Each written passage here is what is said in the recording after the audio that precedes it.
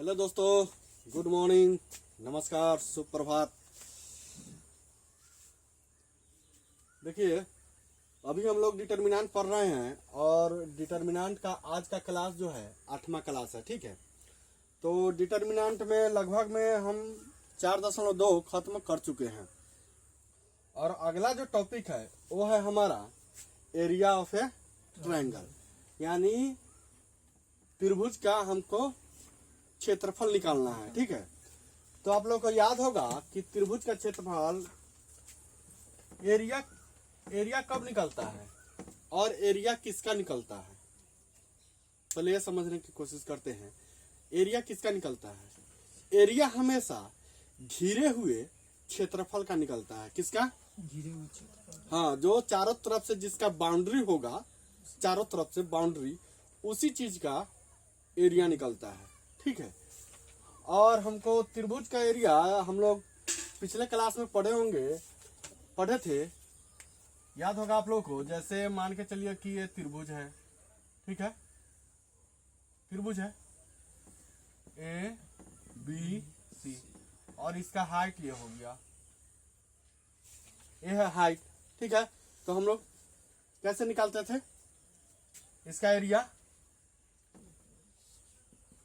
Of triangle बराबर होता था 1/2 अब बी, यानी बी मतलब बेस इसका क्या है, बीसी है, बीसी की लंबाई और इनटू हाइट होता था। हाइट, ये वाला हाइट मान के चलिए कि एडी।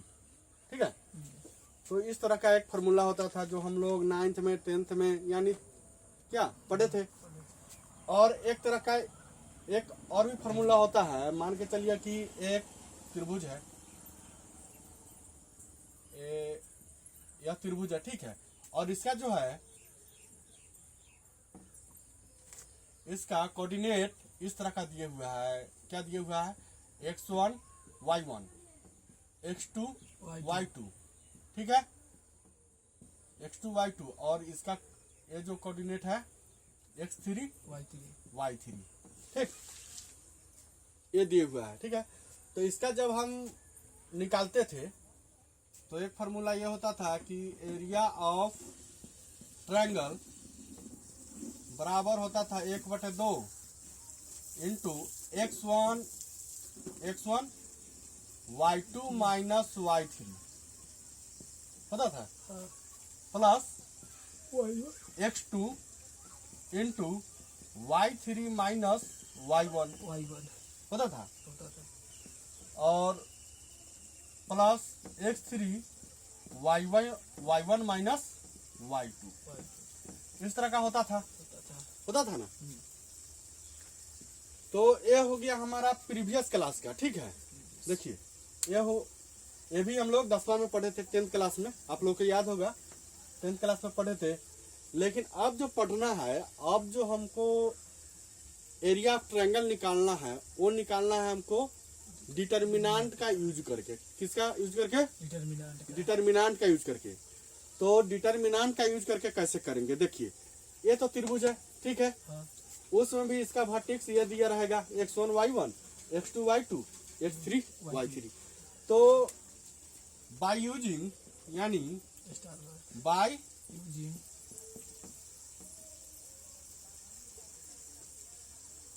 यूजिंग, ठीक है, बाय यूजिंग डिटर्मिनेंट,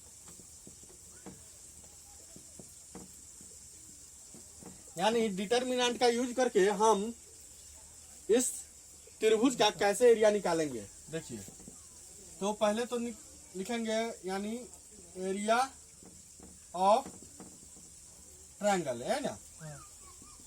तो 1/2, देखिए क्या निकालेंगे, x1 y1 1 x2 y2 1 x3 y3 1।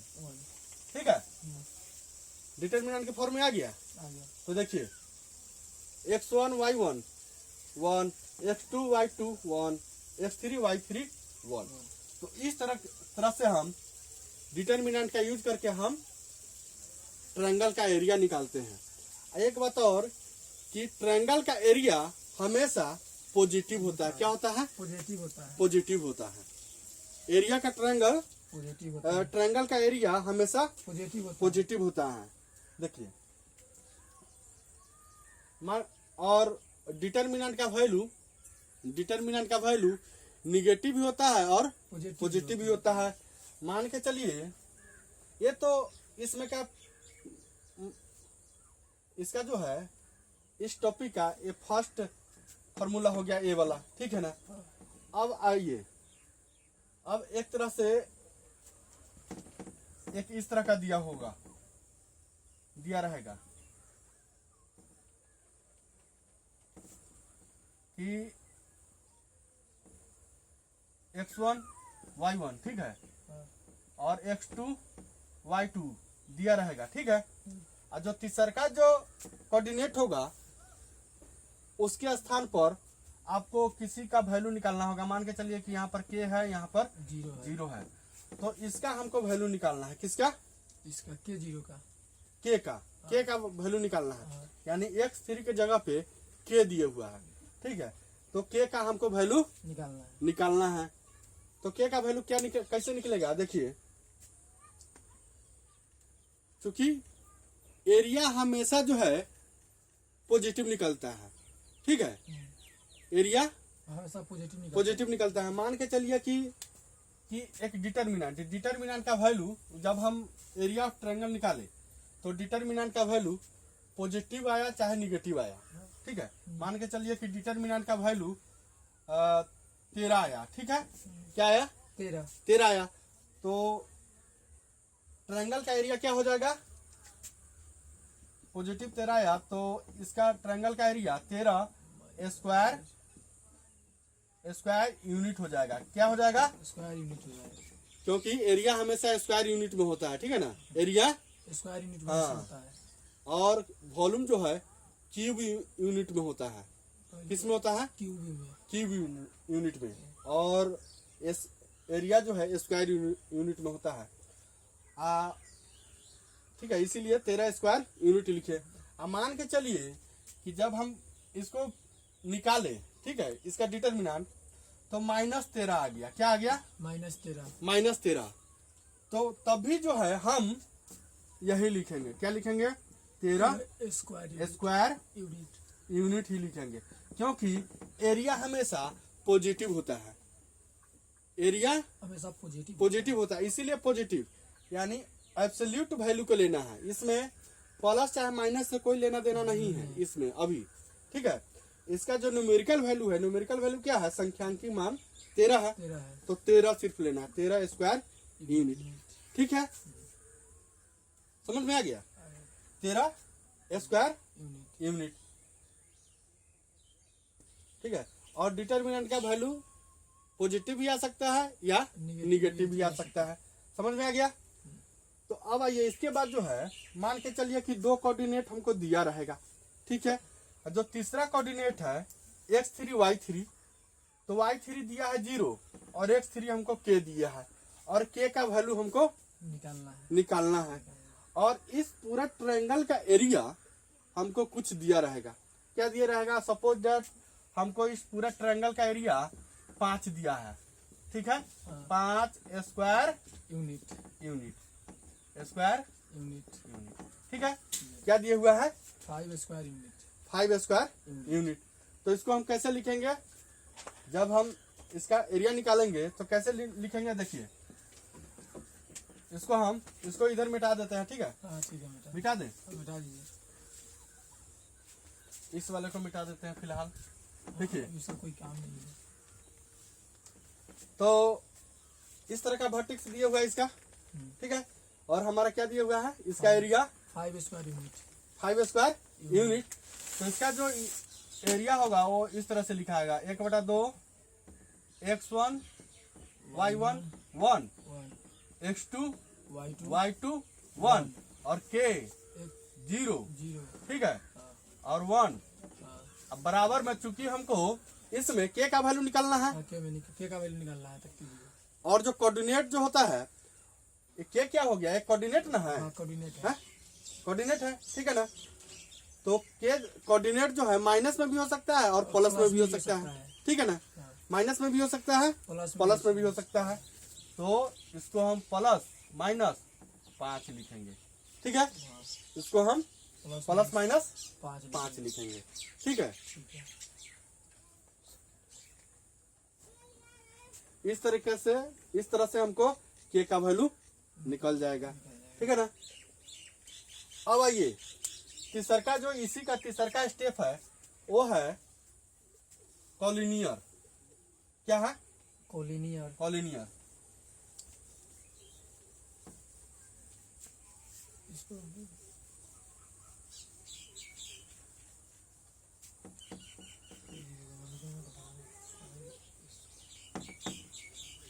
इसका जो थर्ड स्टेप है क्या है? कॉलिनियर। यानी देखिए, कॉलिनियर कहने का मतलब संरेखी, यानी एक ही लाइन पर उसका पॉइंट हो। मान के चलिए कि एक लाइन है, ठीक है ना, हाँ। x1 y1, ठीक है। एक पॉइंट है x2 y2, ठीक। एक पॉइंट है x3 y3। तो क्या देखिए, इसमें इस तरह का पॉइंट है, ठीक है ना, एक ही लाइन पर है। किस पर है? एक ही लाइन पर है।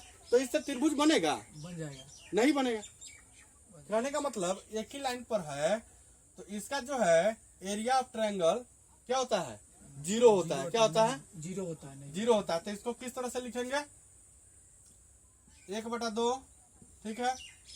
x1 y1 1, x2 y2 1, x3 y3 1, ठीक है। अब बराबर में इसका एरिया क्या हो जाएगा? जीरो। जब भी कॉलिनियर का बात करें, देखिए कॉलिनियर का बात करें तो एरिया इस तरह का फॉर्मूला आप सेट कर लीजिएगा, ठीक है। इक्वल में 0 दे दीजिएगा, यानी कॉलिनियर का वैल्यू 0 होता है, ठीक है ना। हाँ। 0 यानी आपको इसमें 0 प्रूव 0 शो करना होगा। क्या शो करना है? 0। जब भी कॉलिनियर का बात आए तो आप ये चीज लिख करके बराबर में 0 दे दीजिएगा, ठीक है। तो इसका जो नया फॉर्मूला निकलेगा, देखिए ये जो 1/2 है इधर जाके 0 हो जाएगा। 0 हो जाएगा ना। तो आपका जो फॉर्मूला निकलेगा वो ये निकलेगा x1 y1 1, x2 y2 1 और x3 y3 1 बराबर 0, ठीक है। ये आपका फॉर्मूला निकल गया। तो इस तरह से आप कॉलिनियर का बना सकते हैं, ठीक है ना, इसमें, ठीक है, कॉलिनियर का। तो इस कॉलिनियर के माध्यम से आपको, ठीक है, एरिया ऑफ ट्रायंगल निकल जाएगा, ठीक है। तो ये हो गया। अब आइए सवाल पर, ये खत्म हो गया।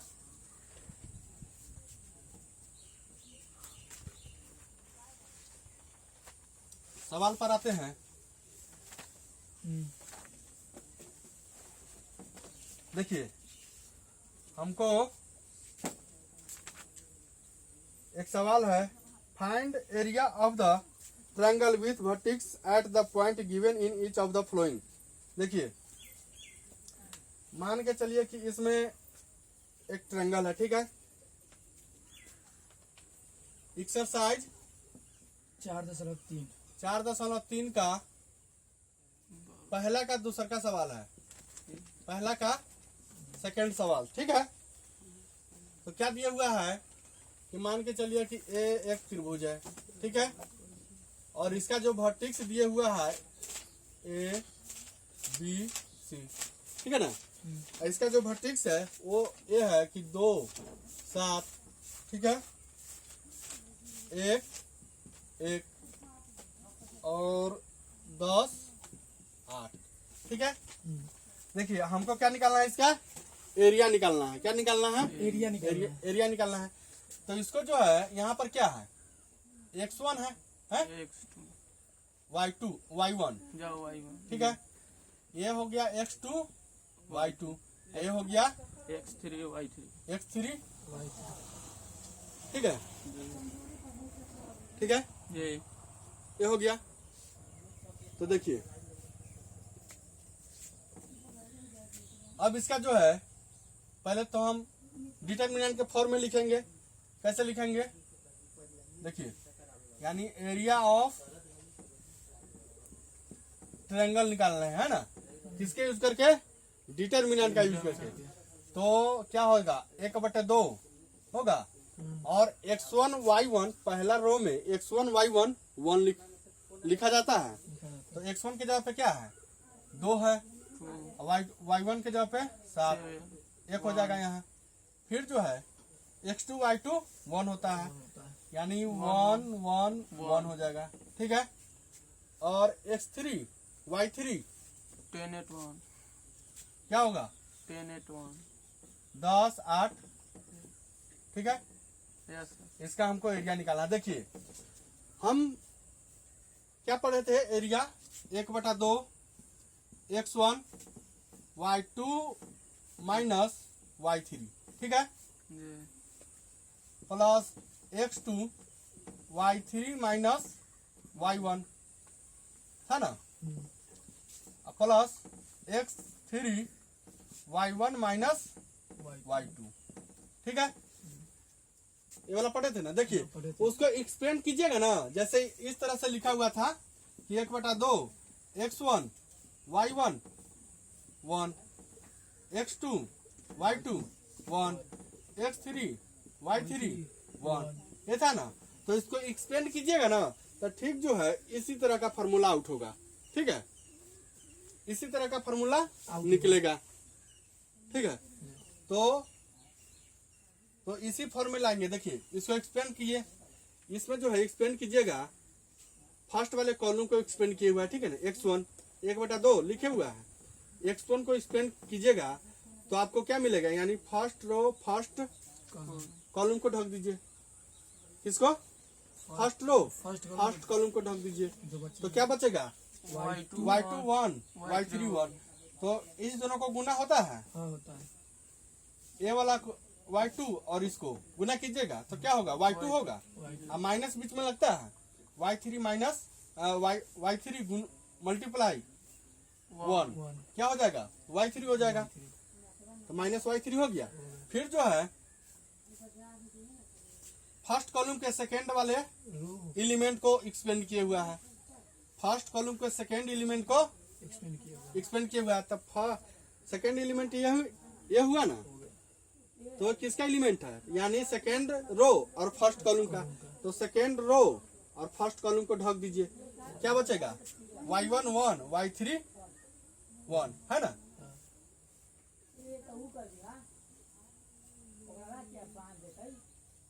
y2 माइनस y3 यही ना होता है।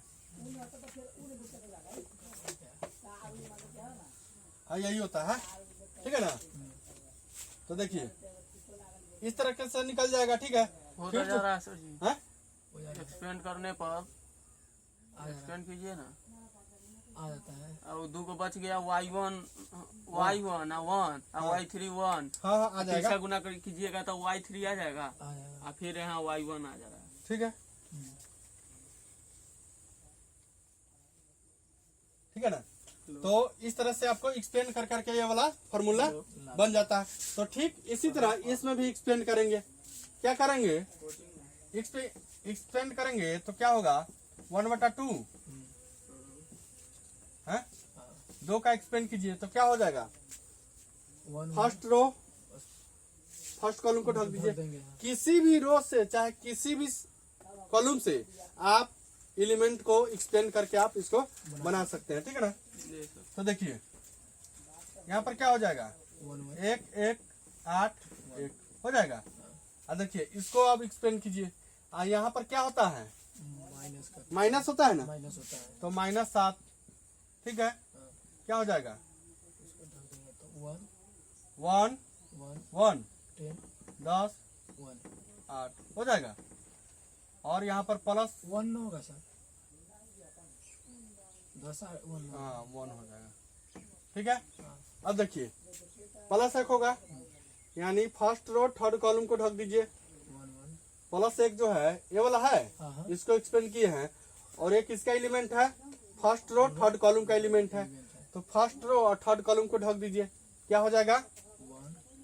1 1 10 8 8 हो जाएगा। हाँ अब इसका डिटर्मिनेंट निकालिए, क्या होगा?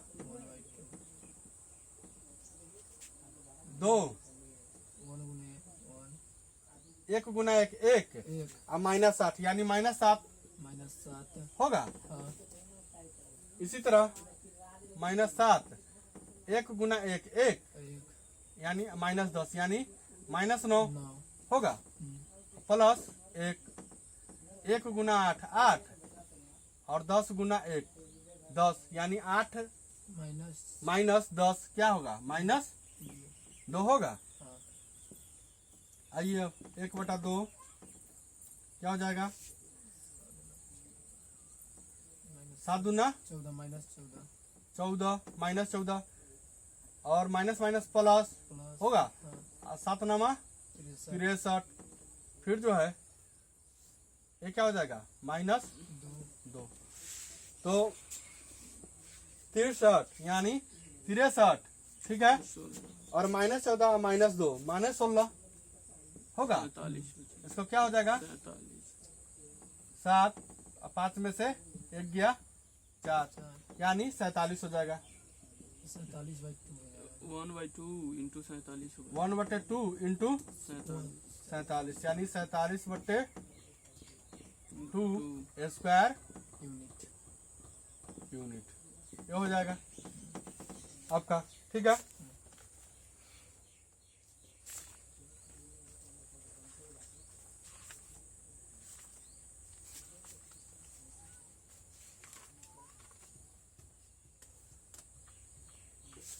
ठीक है 47/2 स्क्वायर यूनिट आ गया। तो ये हमारा आंसर हो गया। अब आइए क्वेश्चन नंबर 2 पर। ठीक है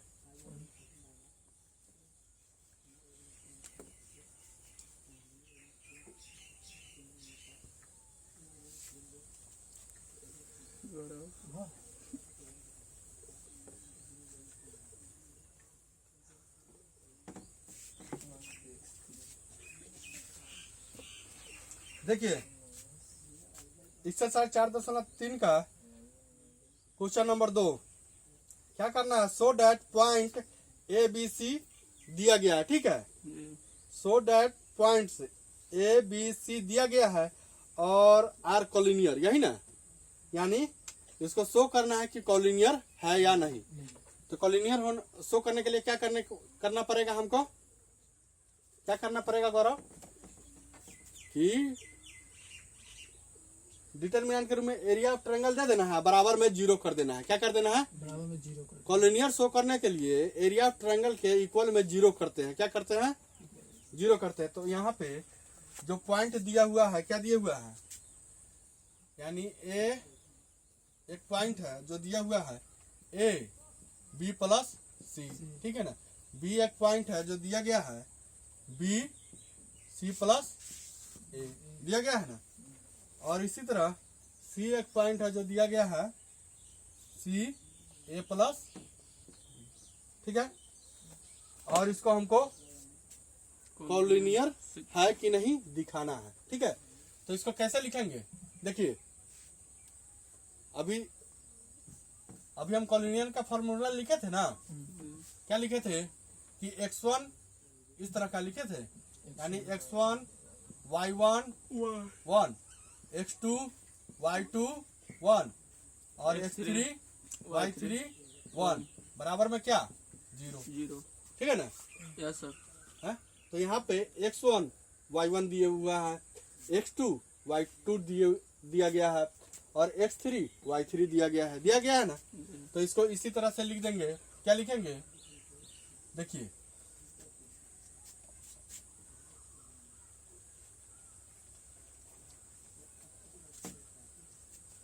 क्या हो जाएगा?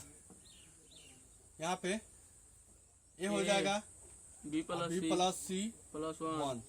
ठीक है। सोझा 1 बी सी प्लस ए 1 सी ए प्लस बी बी 1। ठीक है। अब बराबर में क्या होगा? 0 होगा। जी सर। होगा ना। तो आइए अब इसको हमको 0 प्रूव करना है, यही ना। जी तो आप चाहे तो इसमें आप डिटर्मिनेंट के प्रॉपर्टीज का भी यूज कर सकते हैं, ठीक है ना। डिटर्मिनेंट के प्रॉपर्टीज भी use और हम लोग क्या डिटर्मिनेंट के प्रॉपर्टीज भी यूज कर सकते हैं। क्या कर सकते हैं कि 2 को लगातार 0 कर दीजिए, ठीक है ना, और जो तीसरा का एलिमेंट बचेगा उसको एक्सपेंड कर दीजिए, आपका आ जाएगा। तो देखिए चूंकि ये जो है रो में एलिमेंट्री ऑपरेशन करना होगा तब ना 0 आएगा। मान के चलिए कि इसको हमको 0 करना है, तो कैसे होगा, इसमें से हम यानी फर्स्ट रो में से सेकेंड रो को घटाएंगे क्या, तभी 0 हो पाएगा।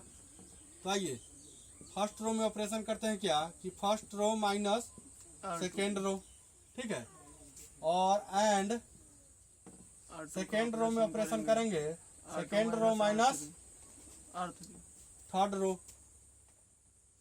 क्या होगा, ए माइनस बी होगा, है, अब B plus C minus C minus A हो जाएगा। तो क्या हो जाएगा, बी माइनस ए हो जाएगा ना। देखिए बी प्लस सी है, B plus C minus C plus ए है, यही ना है, माइनस करना है हमको। तो बी प्लस सी या माइनस ए हो जाएगा। तो प्लस सी और सी मिल करके 0 हो जाएगा, बचेगा क्या, बी माइनस ए बचेगा, बी माइनस ए लिख दिए। यहाँ पर क्या हो जाएगा 0, ठीक है। फिर जो है बी माइनस सी, ठीक इसी तरह ये भी हो जाएगा सी माइनस बी, ये हो जाएगा 0, और यहाँ पर सी ए प्लस बी 1 हो जाएगा, ठीक है। अब बराबर में हमको क्या लाना है, 0 लाना है, यानी 0, ठीक है। अब देखिए अब हम फिर से बाय प्रॉपर्टीज ऑफ डिटर्मिनेंट के अनुसार ही इसमें से ए माइनस बी हम कॉमन ले सकते हैं, ए माइनस बी फर्स्ट वाले रो में से, और सेकेंड वाले रो में से बी माइनस सी कॉमन ले सकते हैं, ना। तो यहाँ पे हम फर्स्ट वाले रो में से ए माइनस बी कॉमन ले लिए, ठीक है, और सेकेंड वाले रो में से बी माइनस सी कॉमन ले लिए, हैं, ले लिए ना। अब आइए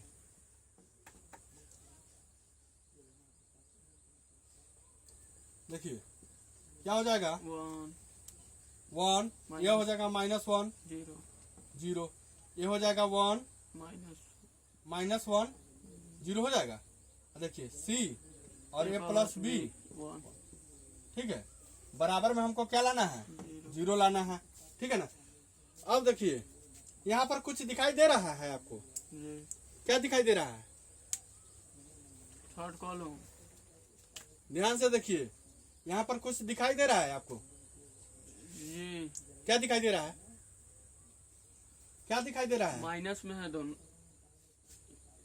अरे इसमें ये जो डिटर्मिनेंट है इसका फर्स्ट रो और सेकेंड रो एक जैसा है कि नहीं है, 0 है। एक जैसा है।